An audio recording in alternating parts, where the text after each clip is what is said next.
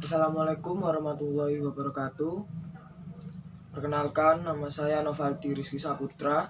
Di sini saya akan membacakan teks monolog berjudul Nasib Sial Seorang Badut karya Agus Nur.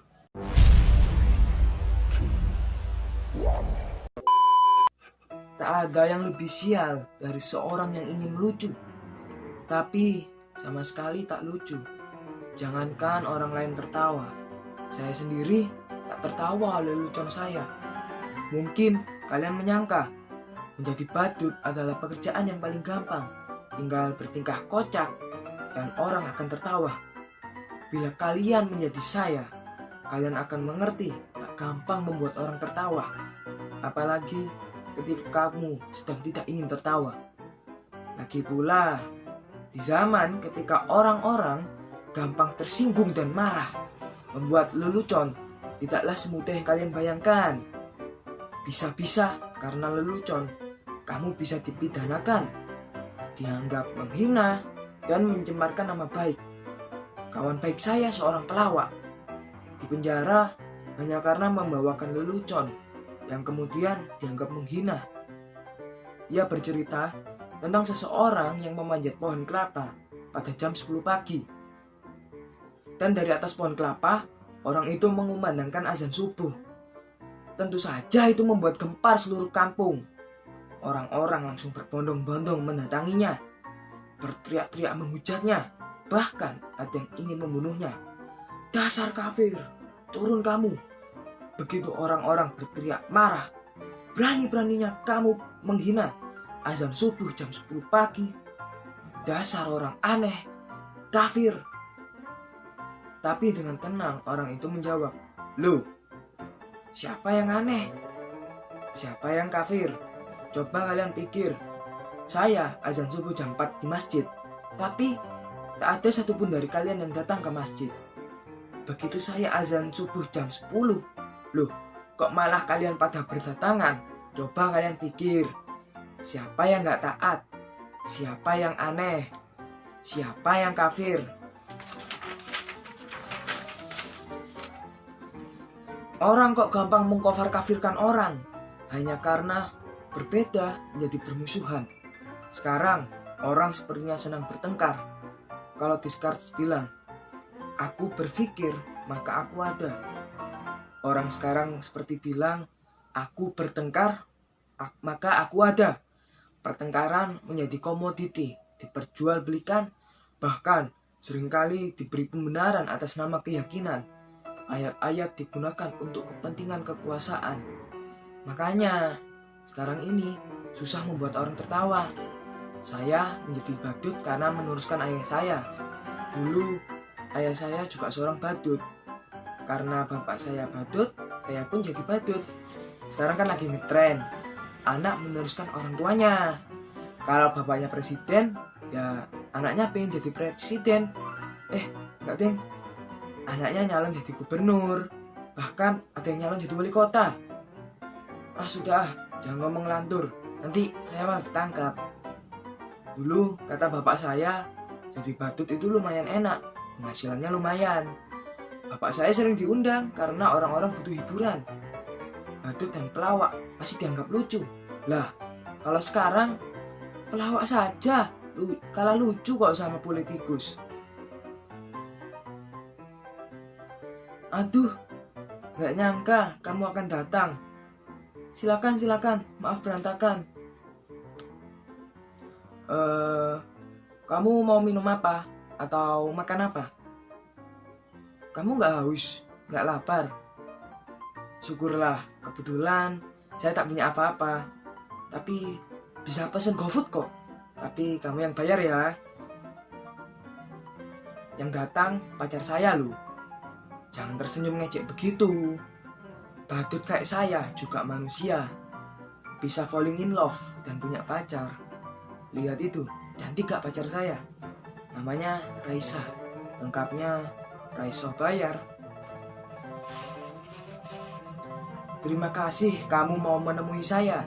Saya kira kamu sudah melupakan saya. Terima kasih kalau kamu terus ingat saya. Kamu pasti kangen ya. Saya juga. Rindu itu berat, kamu gak akan kuat, biar aku saja.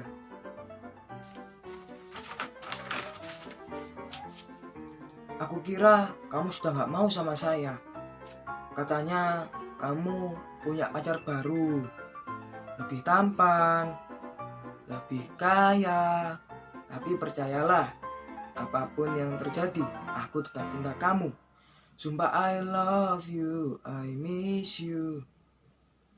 Boleh aku peluk kamu? Boleh aku cium kamu? Raisa!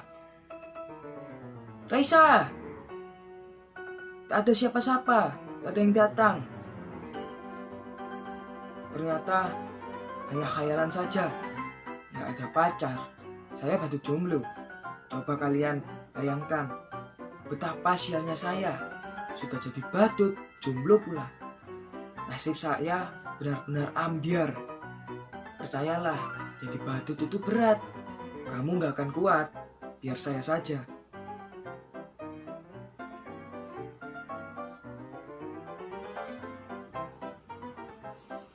Kenapa kalian menatap saya seperti itu? Apa ada yang aneh dengan saya? Sudah saya katakan, saya ini orang yang sial. Tapi nasib memang aneh. Nasib selalu punya kejutan-kejutan yang tidak pernah saya duga. Kalian lihat penampilan saya, begitu keren dan berlinde. Kini saya berpakaian bagus, tapi sebenarnya saya tetaplah seorang badut. Saya sama sekali tak pernah memimpikan ini, tapi barangkali inilah takdir saya. Suatu hari, saya diminta untuk mengisi hiburan pada kampanye partai. Menurut saya, penampilan saya biasa-biasa saja. Sama sekali tak lucu. Tapi entah kenapa, semua orang yang hadir tertawa terpingkal-pingkal. Saya hanya menjentikan jari seperti ini, tapi semua orang tertawa. Saya hanya menggoyangkan bokong saya, semua orang tertawa. Bahkan ketika saya sedang berdiri diam, semua orang makin tertawa terbahak-bahak. Mereka terhibur dengan penampilan saya yang begitu bodoh dan tolol. Sungguh saya tak pernah merasa tolol saat itu. Lalu pemimpin partai itu mendatangi saya, menjabat saya, memuji-muji saya. Katanya saya adalah sosok yang karismatik. Saya punya bakat untuk disukai semua orang. Dan itulah kekuatan seorang pemimpin. Ia bilang pada saya, sekarang ini menjadi pemimpin tak perlu cerdas atau pintar. Yang penting disukai banyak orang. Demokrasi membuat seseorang menjadi pemimpin bukan lantaran kecerdasannya, tapi karena kemampuan disukai banyak orang. Semakin banyak orang yang menyukaimu, memujamu, maka kamu akan menjadi pemimpin. Pendukungmu akan memujamu habis-habisan. Tak peduli kamu benar atau salah, yang penting orang tetap percaya kamu. Dan kamu boleh bohong atau ngibul sesukamu. Yang penting orang tetap percaya kamu dan menyukai kamu. Dan kamu punya bakat besar seperti itu. Orang menertawaimu, tapi sesungguhnya mereka menyukaimu. Orang-orang seperti kamulah yang dibutuhkan partai. Kemudian saya didandani seperti necis seperti ini, didaftarkan ikut pilkada. Padahal saya nggak tahu apa-apa itu pilkada itu apa. Saya nggak tahu beda pilkada dan pilkab. Tapi ada yang bilang pilkab itu nggak boleh coba buat anak. Kalau pilkada boleh coba buat anak. Makanya banyak anak pejabat dan pemimpin yang coba-coba ikut pilkada. Saya benar-benar tidak tahu mengapa mereka menyuruh saya ikut pilkada. Padahal ijazah pun saya tak punya. Tapi mereka bilang, tenang saja, ijazah bisa dipalsukan. Jangankan ijazah, kebenaran pun bisa dipalsukan. Dan betapa sialnya saya menang pilkada. Barangkali zaman memang sudah gila. Mereka memilih saya karena dianggap bisa menghibur mereka. Saya dianggap orang paling lucu yang bisa membuat hidup mereka bahagia. Ketika saya menjadi badut, saya tak pernah berhasil membuat orang tertawa.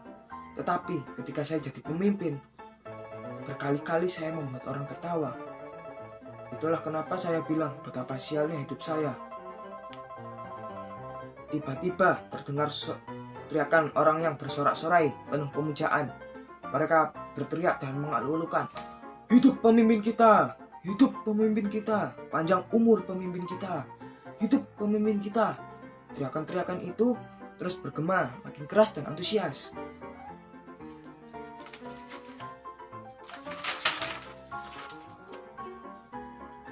Betapa sialnya hidup saya. Dulu menjadi badut, menjadi pemimpin pun tetap jadi badut. Badut yang bisa mereka atur, badut yang membuat mereka terhibur. Sungguh, saya memang badut yang sial. Percayalah, menjadi badut itu berat. Kamu gak akan kuat. Biar para pemimpin saja. Kembali terdengar sorak-sorai teriakan pemujaan. Hidup pemimpin kita! Hidup pemimpin kita! Panjang umur pemimpin kita! Hidup pemimpin kita!